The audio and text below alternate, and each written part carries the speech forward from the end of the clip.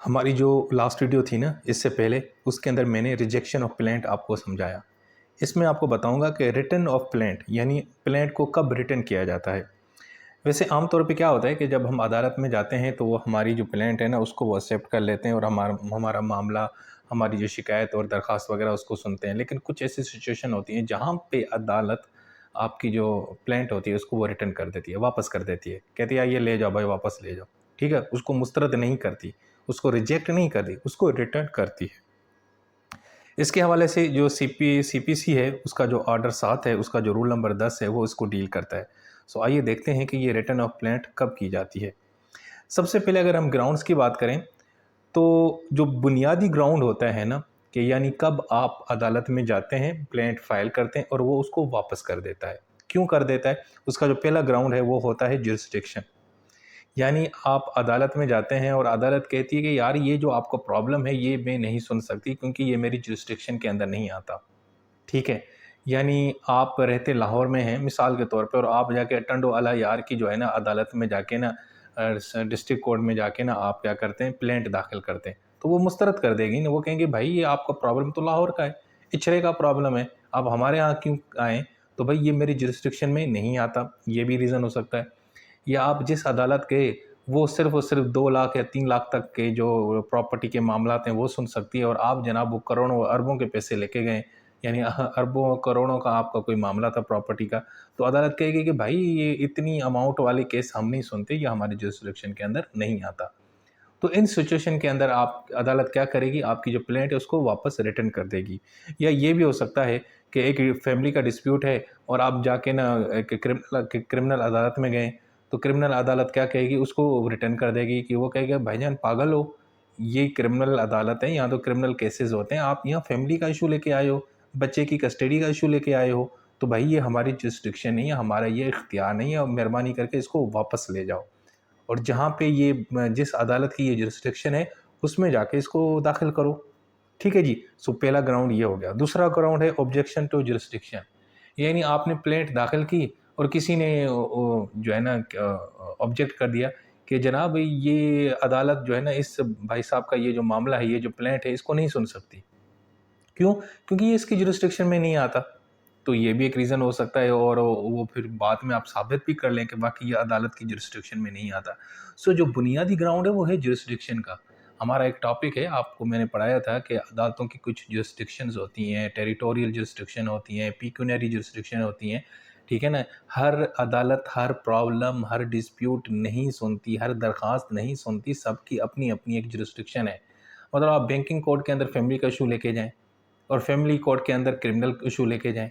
Criminal अदालत में आप जनाब जो प्रॉपर्टी का इशू लेके जाएँ, समझ गए ना? ये ऐसा नहीं होता। हर एक अदालत की अपनी एक एक जुरिस्डिक्शन होती है, उसकी एक अपनी अथॉरिटी होती है, उसकी एक लिमिट होती है, वो उसी में रह के वो मामला सुनते हैं। ठीक है जी?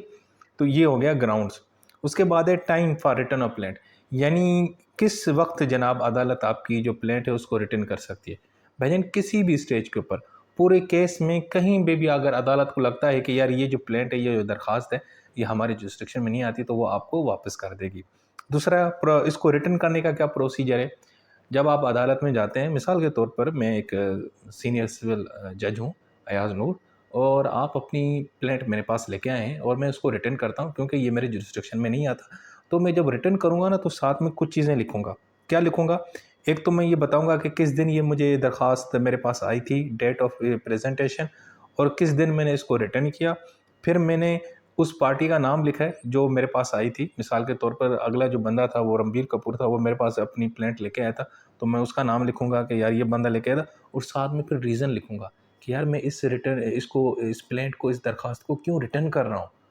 भाई ये देखो, हमेशा याद रखा करो, अदालत जब भी किसी चीज़ को रिजेक्ट या मुस्तरद या वापस करती है ना, वो रीज़न ज़रूर लिखती है। ये उसका बुनियादी काम है, वजह बताना पड़ेगा कि आप ऐसा क्यों कर रहे हो।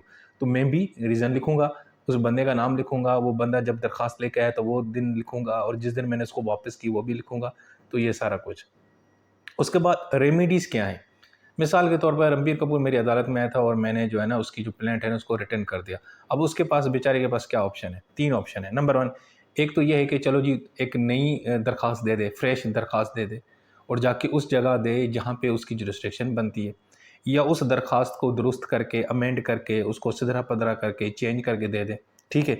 या तीसरा ऑप्शन ये है कि अपील दायर कर दें, कहे कि नहीं नहीं जी यही अदालत है, यही अदालत है, अयाज नूर की अदालत ही सुनेगी, इसी की जुरिस्डिक्शन है, इन्होंने ये फैसला गलत दिया है, जाके बड़ी अदालत में अपील दायर कर दे।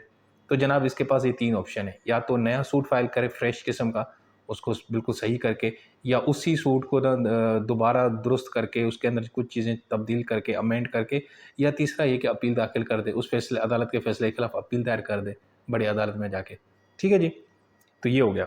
दूसरा कि अपील, हाँ जी, जब अदालत प्लेंट को रिटर्न करती है तो उसके अगेंस्ट आप अपील दायर कर सकते हैं, लेकिन सिर्फ वन टाइम, यानी सिर्फ और सिर्फ फर्स्ट अपील आप यानी कि लॉन्च कर सकते हैं, बाकी नहीं।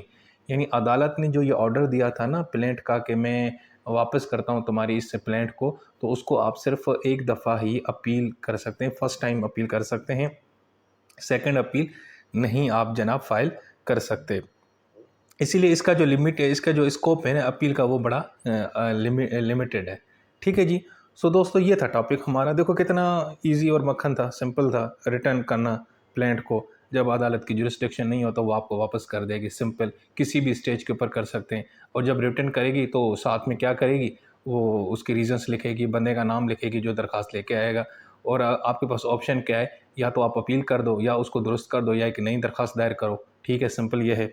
और अपील भी कर सकते हैं, लेकिन अपील सिर्फ फर्स्ट अपील होगी, सेकंड अपील नहीं होगी। तो ये था हमारा दूसरा टॉपिक, रिटर्न ऑफ प्लेंट। अब मैं आपको ना नेक्स्ट वीडियो में पता क्या बताऊंगा, मैं बताऊंगा इन दोनों में डिफरेंस क्या है, रिजेक्शन ऑफ प्लेंट और रिटर्न ऑफ प्लेंट, ठीक है जी।